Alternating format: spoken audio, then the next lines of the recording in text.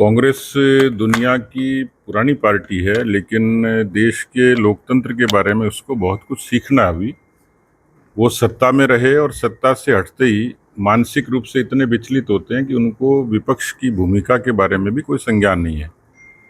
और इसके लिए कांग्रेस के जो नेतृत्व है वो सीधे सीधे दोषी है। वो सत्ता के बिना रह नहीं सकते। एक रचनात्मक विपक्ष किसी भी देश के लोकतंत्र की ताकत होता है, लेकिन मुझे लगता है कि आज की राहुल गांधी की कांग्रेस ने अपने उस युग धर्म को भुला दिया है। तो बेहतर है कि कांग्रेस को, मुझे लगता है कि एक अच्छे से नैतिक प्रशिक्षण की जरूरत है कि वो विपक्ष में और देश के प्रति मुद्दों को सकारात्मक रूप से रखें कैसे, सदन की गरिमा को बनाएं कैसे। कांग्रेस लगातार वोट चोरी का आरोप लगा रही है। क्या मानते हैं कि वोट चोरी क्या पहले नहीं होते थे, अब हो रहे हैं, क्या है? मुझे लगता है कांग्रेस के पेट में बड़ा दर्द है और वो दर्द कभी मिटेगा नहीं। इस देश में कांग्रेस को नीति से, व्यवहार से भारत की जनमानस ने नकारा इसलिए था कि कांग्रेस सबसे बड़ी चोर है।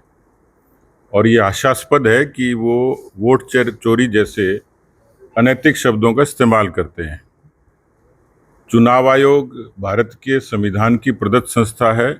वो कोई भी आचरण करती है तो देश के हित से, देश की मूल्यों के हिसाब से, संस्कृति के हिसाब से और संविधान की रीति नीति और कायदे कानून से करती है। मुझे लगता है कि ये बयान दे के कांग्रेस खुद फंस गई, क्योंकि वो लोगों को याद दिला रहे हैं कि कांग्रेस ही सबसे बड़ी चोर है।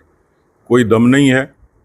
जिस तरीके की वोटों की डुप्लीकेसी थी और ये चोरी का आरोप लगाते वक्त तो यूँ लगता है कि वो उन लोगों की पैरवी कर रहे हैं जो देश में बड़ी संख्या में घुसपैठी हैं, देश के संसाधनों का उपयोग करते हैं, गलत तरीके से वोट बनाते हैं और उसके बाद इस देश के संसाधनों का दुरुपयोग करते हैं। तो मुझे लगता है कि कांग्रेस इस मुद्दे पर खुद घिरी हुई है, क्योंकि जैसे जैसे इन्वेस्टिगेशन आगे बढ़ी है, डुप्लीकेसी भी सामने आ रही है और इस तरीके के अवैध लोग भी सामने साफ तौर पर दिखाई देते हैं। लेकिन कांग्रेस का दर्द ये है कि वो अपना, उनका एक वोट बैंक होता था और उनके वोट बैंक पर सीधे सीधे जब चोट पड़ी तो वो तिलमिलाए हैं। सर, जीएसटी स्लैब जो आ रहा है, इसमें आम जन को कितना क्या फायदा होगा, किस तरीके से देखते हैं इसे? देखिए, प्रधानमंत्री जी के नेतृत्व में और देश में एक आर्थिक अनुशासन की शुरुआत हुई। देश पहले भी था, टैक्स पहले भी थे, लेकिन विसंगतियां बहुत थी और कोई अनुशासन नहीं था। जीएसटी आने के बाद में जो वन नेशन वन टैक्स की संकल्पना थी,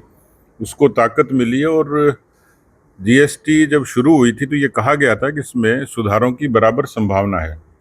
अच्छी बात यह है कि जीएसटी काउंसिल में प्रदेशों के प्रतिनिधि होते हैं, जिसमें दूसरे दलों की भी सरकारें होती हैं, केवल बीजेपी की, एनडीए की सरकारें नहीं हैं।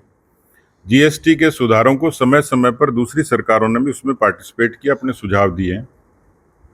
ये जो सुधार हैं ये क्रांतिकारी हैं, क्योंकि एक अरसे से मांग थी। लेकिन मैं देखता हूं कि प्रधानमंत्री जी की कथनी और करनी में कोई फर्क नहीं है।